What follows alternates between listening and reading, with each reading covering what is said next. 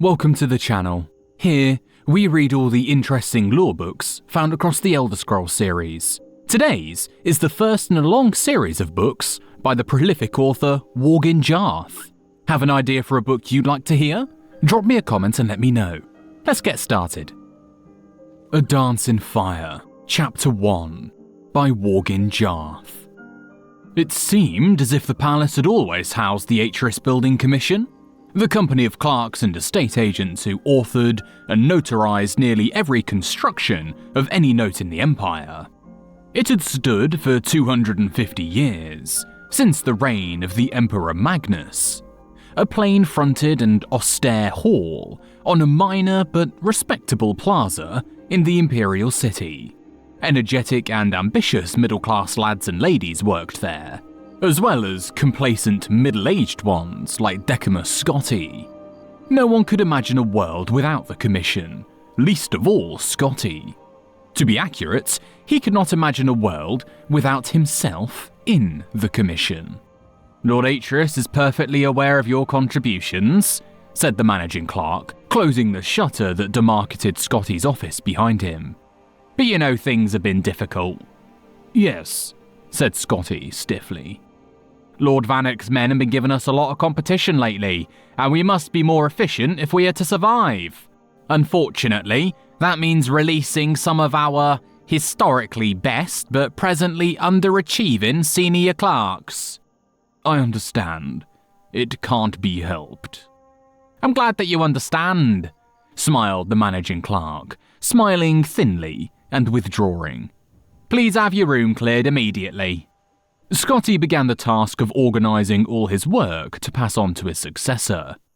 It would probably be young Imbralius who would take most of it on, which was as it should be, he considered philosophically. The lad knew how to find business. Scotti wondered idly what the fellow would do with the contracts for the new statue of Saint Alessia, for which the Temple of the One had applied. Probably invent a clerical error, blame it on his old predecessor Decimus Scotti, and require an additional cost to rectify. I have correspondence for Decimus Scotti of the Atris Building Commission. Scotti looked up. A fat-faced courier had entered his office and was thrusting forth a sealed scroll. He handed the boy a gold piece and opened it up.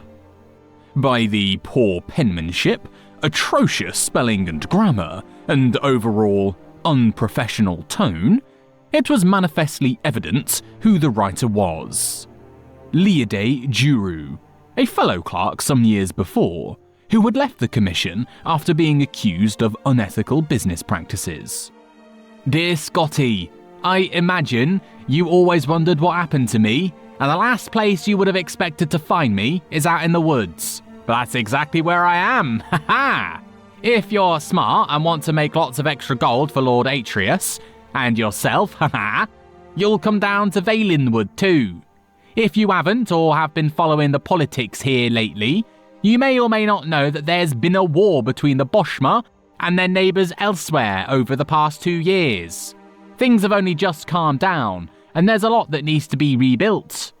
Now I've got more business than I can handle, but I need someone with some clout, someone representing a respected agency to get the quill in the ink. That someone is you, my fiend. Come and meet me at Mda Pascos Tavern in Falenesti, Valenwood. I'll be here 2 weeks, and you won't be sorry. Jurus. P.S. Bring a wagon load of timber if you can. What do you have there, Scotti? Asked a voice. Scotti started. It was Imbralius, his damnably handsome face peeking through the shutters, smiling in that way that melted the hearts of the stingiest of patrons and the roughest of stonemasons.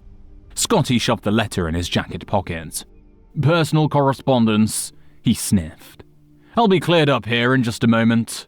I don't want to hurry you, said Imbralius, grabbing a few sheets of blank contracts from Scotti's desk. I've just gone through a stack, and the junior scribe's hands are all cramping up, so I thought you wouldn't miss a few. The lad vanished. Scotti retrieved the letter and read it again. He thought about his life something he rarely did. It seemed a sea of grey with a black, insurmountable wall looming. There was only one narrow passage he could see in that wall. Quickly, before he had a moment to reconsider it, he grabbed a dozen of the blank contracts with a shimmering gold leaf, Atrius Building Commission by appointment of His Imperial Majesty, and hid them in the satchel with his personal effects. The next day, he began his adventure with a giddy lack of hesitation. He arranged for a seat in a caravan bound for Valenwood, the single escorted conveyance to the southeast, leaving the Imperial City that week. He had scarcely hours to pack, but he remembered to purchase a wagon load of timber. "It will be extra gold to pay for a horse to pull that," frowned the convoy head. "So I anticipated," smiled Scotty, with his best Imbralius grin. 10 wagons in all set off that afternoon through the familiar Cyrodiilic countryside. Past fields of wildflowers, gently rolling woodlands, family hamlets. The clop of the horses' hooves against the sound stone road reminded Scotty that the Atrius Building Commission constructed it. 5 of the 18 necessary contracts for its completion were drafted by his own hand. "Very smart of you to bring that wood along," said a grey-whiskered Breton man next to him on his wagon. "You must be in commerce." "Of a sort," said Scotty, in a way he hoped was mysterious, before introducing himself. "Demucus Scotty." "Griff Malon," said the man. "I'm a poet, actually a translator of old Bosmer literature. I was researching some newly discovered tracts of the Minoriad play bar 2 years ago, when the war broke out and I had to leave. You are no doubt familiar with the Noriad, if you're aware of the Green Pact." Scotty thought the man might be speaking perfect gibberish, but he nodded his head. "Naturally, I don't pretend the Noriad is as renowned as Maya Ledion, or as ancient as Dasnir Gol, but I think it has a remarkable significance to understanding the nature of the Merilithic Bosmer mind. The origin of the Wood Elf aversion to cutting their own wood or eating any plant material at all, yet paradoxically, their willingness to import plant stuff from other cultures, I feel can be linked to the passage in the Minoriad." Malon shuffled through some of his papers, searching for the appropriate text. To Scotty's vast relief, the carriage soon stopped to camp for the night. They were high on a bluff over a grey stream, and before them was the great valley of Valenwood. Only the cry of seabirds declared the presence of the ocean to the bay to the west. Here, the timber was so tall and wide, twisting around itself like an impossible knot begun eons ago to be impenetrable. A few more modest trees, only 50 feet to the lowest branch, stood on the cliff at the edge of the camp. The sight was so alien to Scotty that he found himself so anxious about the proposition of entering the wilderness that he could not imagine sleeping. Fortunately, Malon had supposed he had found another academic with a passion for the riddles of ancient culture. Long into the night, he recited Bosmer verse in the original and in his own translation, sobbing and bellowing and whispering wherever appropriate. Gradually, Scotty began to feel drowsy, but a sudden crack of wood snapping made him sit straight up. "What was that?" Malon smiled. "I like it too. Convocation in the malignity of the moonless speculum, a dance of fire. There are some enormous birds up in the trees moving around," whispered Scotty, pointing in the direction of the dark shapes above. "I wouldn't worry about that," said Malon, irritated with his audience. "Now, listen how the poet characterizes Hermamora's invocation in the 18th stanza of the 4th book.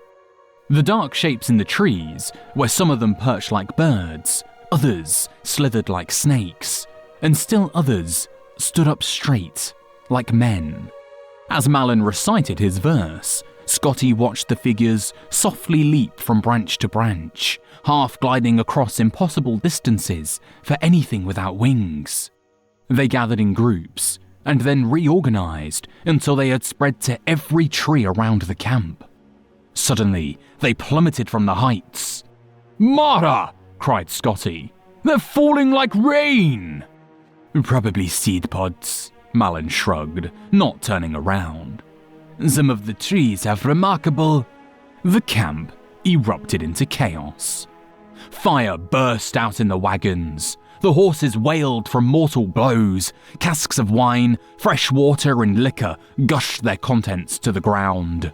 A nimble shadow dashed past Scotty and Malin, gathering sacks of grain and gold with impossible agility and grace. Scotty had only one glance at it, lit up by a sudden, nearby burst of flame. It was a sleek creature, with pointed ears, wide yellow eyes, mottled pied fur, and a tail like a whip. "Werewolf," he whimpered, shrinking back. "Cathay rats," groaned Malin. "Much worse. Khajiit cousins or some such thing, come to plunder." "Are you sure?" As quickly as they struck, the creatures retreated, diving off the bluff before the battle mage and knight, the caravan's escorts, had fully opened their eyes. Malin and Scotty ran to the precipice and saw 100 feet below the tiny figures dash out of the water, shake themselves, and disappear into the wood. "Werewolves aren't acrobats like that," said Malin. "They were definitely Cathay rats. Bastard thieves.